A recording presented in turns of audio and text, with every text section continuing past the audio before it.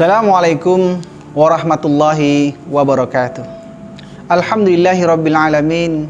Assalatu wassalamu ala ashrafil anbiya'i wal mursalin wa ala alihi wa ashabihi wa man tabi'ahum bi ihsanin ila yaumiddin. Amma ba'du. Sahabat PKS TV Riau yang dirahmati Allah, alhamdulillah pada kesempatan ini kita masih diberikan oleh Allah Subhanahu wa taala nikmat yang sangat besar. Dalam waktu yang singkat ini kita akan menyampaikan tentang keutamaan qalbun salim.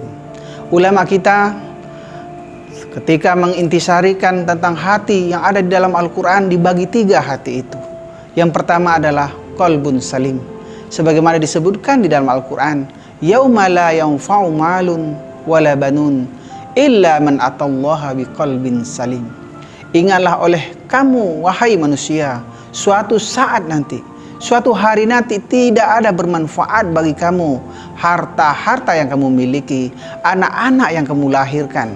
Apa yang bermanfaat hanya pada hari itu?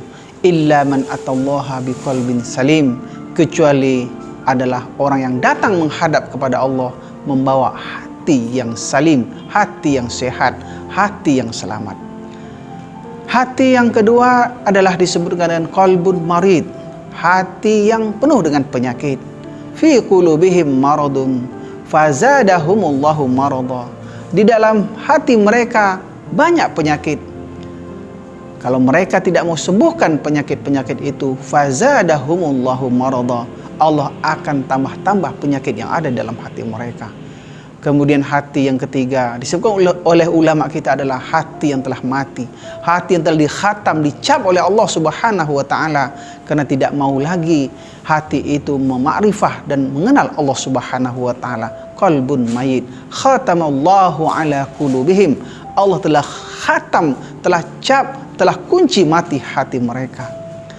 Sahabat TV Riau yang dirahmati Allah, mudah-mudahan bulan puasa yang kita jalani sekarang ini bisa kita memperoleh qalbun salim, karena hati-hati kita ini akan dibersihkan dengan berbagai ibadah, berbagai istighfar, baca qiraat Al-Quran kepada Allah Subhanahu wa taala dan melaksanakan dengan tulus bulan puasa, kewajiban-kewajiban puasa ini.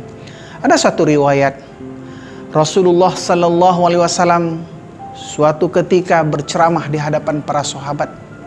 Rasulullah sallallahu alaihi wasallam mengatakan, "Sayati alaikum min ahlil jannah." Akan datang sebentar lagi di tengah-tengah kita ini seorang penghuni surga. Para sahabat saling pandang, siapa gerangan yang disebut sebagai penghuni surga ini? Ternyata datang seorang bapak-bapak yang wajahnya kelihatan bersih, habis dari berwudu, senyumnya luar biasa menyenangkan hati. Beliau duduk. Kemudian sahabat-sahabat pun mengerti siapa orang yang dijamin oleh Rasulullah sallallahu alaihi wasallam sebagai seorang penghuni surga. Pada dalam pertemuan yang lain Rasulullah juga mengatakan, "Syati alaikum min ahlil jannah." Akan datang kepada kalian seorang penghuni surga. Ternyata datang orang itu yang sama. Orang itu juga yang datang. Kemudian acara yang selanjutnya di waktu yang berbeda Rasulullah juga mengatakan, "Syati alaikum min ahlil jannah." Akan datang seorang penghuni surga. Ternyata yang datang orang yang sama. Abdullah bin Amr bin As, seorang sahabat muda pada waktu itu, adalah seorang sahabat muda yang sangat penasaran apa gerangan amalan bapak ini, sehingga Rasulullah sallallahu alaihi wasallam sampai 3 kali mengatakan bahwasanya beliau ini adalah seorang penghuni surga. Kemudian Abdullah akhirnya memutuskan untuk berziarah dan menginap ke tempat bapak itu dan mengatakan kepada bapak itu, "Wahai bapak, aku ingin menginap di rumah bapak ini karena ada sedikit masalah di rumah saya. Bolehkah bapak menampung saya dan menerima saya agak 3 hari?" Dengan senang hati bapak itu menyediakan kamar untuk Abdullah.